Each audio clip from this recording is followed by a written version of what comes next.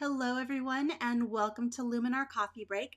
I'm Angela Andrieux and I'm excited to wish you a very happy new year. I hope 2021 is off to a great start for you.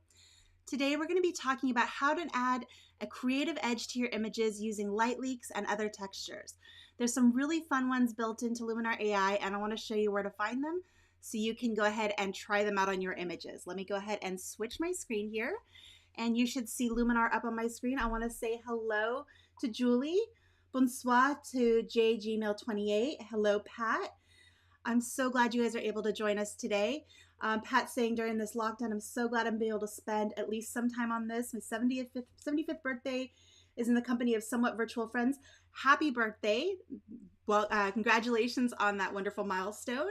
And let's go ahead and jump into today's image.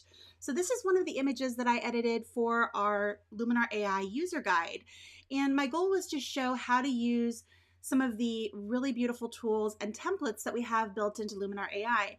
So let me go ahead and show you the before version of this image. Here's the before. You can see it's a very nice portrait, has that very light and airy look. And then here's my result. What I really did was I pulled in a template that had these light leaks built in and then really capitalized on that warm light that's coming in from the right side. So I'm going to show you exactly how I did that. Let's go ahead and pop into our templates. And I'm going to go down to the bottom to this ellipses button here at the bottom, and I'm just going to click on Reset Adjustments so we can start fresh. We'll go ahead and give that a second to load. And it's taking its sweet time there. I want to say hello to Al. Good to see you. Glad you're able to join us today. All right. So let's see here. There we go. Now we're back to our original. And I'm in the Templates tab. And starting out looking at for this photo, I ended up scrolling over here to the experimental collection and started playing around with some of these. Now these are templates that don't work well for some images, but I was really surprised at how beautiful they were on certain images. And I mean like ones that are very light and airy portraits and things like that. Let's just go ahead and click through a few of these. And like that looks beautiful. Just one click, gorgeous. Celebrate was the one we ended up using. Cold frame. These all have built-in textures and light leaks. So it gives a really creative look that you can play with. You can even flip these textures around. You can adjust the colors of them. There's a lot you can do. So I'm going to go back to Celebrate. I think that's the one that works really well for this image. And now let's go ahead and refine this and really make it fit this photo. So I'm going to go ahead and click to the Edit tab. And I'm going to start out in Essentials. And let's first go to our Enhance AI. And let's pull up the Accent AI a little bit further. And this is going to add a little bit more depth and contrast. There we go. I think that looks nice. Now let's go over to our portrait tools and let's work on her face a little bit. We've got a little bit of a shadow on this edge of her face, and then the highlights are a little bit bright on this side. And I just want to smooth it out and give it a nice even look. So let's start here on our Face AI. And I'm going to bring up that face light a little bit more just to fill in that left side of her face where it's a little bit in the shadow. And then I don't really think we need to do much with her eyes. We can always pull up our eye enhancer, but her eyes are, kind of squinted and looking away, so that's not really going to help us a whole lot. And then I'm going to go down to Skin AI. I'm going to pull that up quite a bit and I smooth out those details in her cheek. And then I also want to use that shine removal. I'm going to pull that up quite high, and that's going to balance out some of those highlights that are a little bit bright as well. So let's go ahead and take a look so far where we've come. Here's our before and our after. Now we can go ahead and get a little bit more creative with this. I'm going to go back to our creative tools, and to one of my favorite ones is Mystical. I'll go ahead and pull that up to the right, and this is going to give a nice glow to the image. I'm going to pull it up quite high. You'll see that that's actually making some of our shadows a little bit brighter.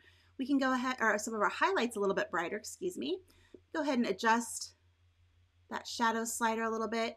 And we can even pull back a little bit on that smoothness if we felt like it made the image a little too smooth.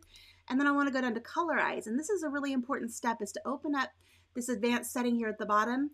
And you have the option to control the saturation and warmth of that particular glow. And I want to warm up that glow and bring out that really late afternoon beauty there. Now, I feel like some of those highlights are still a little bit hot.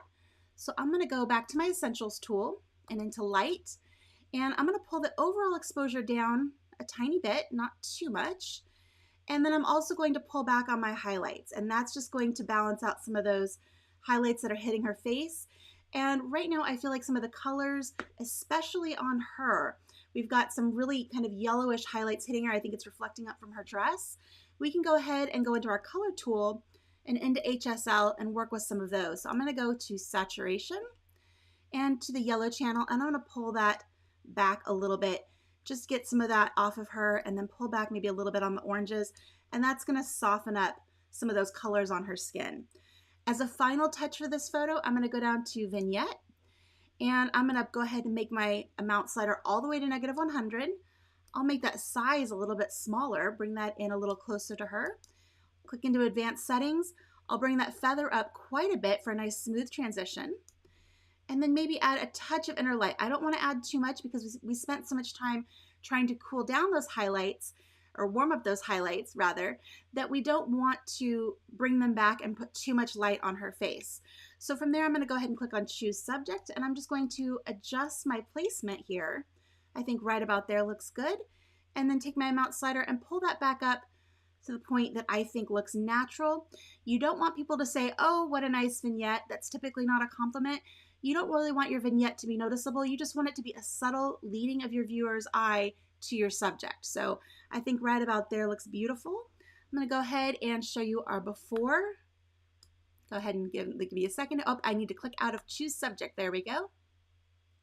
And there's the before. And then there's the after. Now, in case you're wondering where that texture is, those light leaks, you'll want to go over here into our local masking, and you'll see that a texture local mask has already been added. So let's go ahead and click on that, and you can see that we can flip our texture around. We can change the direction of it. We can flip it upside down. We can flip it back to where we can move it around and play with the placement to see what works really well. We can even increase the opacity, decrease it if you want a little bit less effect. And the zoom settings are going to affect, so you can see the edges pop out right there. You want to go the other direction in general, pull that out, and so you can adjust a little bit of where those details are hitting. If you want to make sure that none of that is hitting her face, you can always take this paint mask, go to the erase, and then just make sure that her face and maybe her skin aren't being hit by that particular texture that you added. And that can clean things up a little bit. So I hope that gives you some ideas of how you can play. If you want to play with some other textures that you have, you can always click here, go to load texture. That'll pull up your hard drive, and you can go to wherever you keep your textures on your hard drive and pull up all sorts of fun different options. I have a whole folder here, as you can see. It's called Skies and Textures, and it's stuff that I've downloaded over the years that are a lot of fun to play with. So you can always add those in there by going to load texture right there in the texture tool. So I hope that was fun. I hope that gave you some great creative ideas for your images. Like I said, these light leaks work really beautifully on kind of light and airy portraits, and I've just had so much fun using them. It's not a tool that I thought I would use much. And when I go in here into the templates and I look at this experimental collection, when I first saw it, I wasn't very fond of it, but then I started using it and playing with it, and I've just been enamored with how beautiful they look on certain images. So I hope you get in there, play with these experimental templates. Make sure you post them in our Skylum Photography Facebook group. Show me what you did. Feel free to tag me. I would love to see it. Some of you guys already do that, and that's super cool.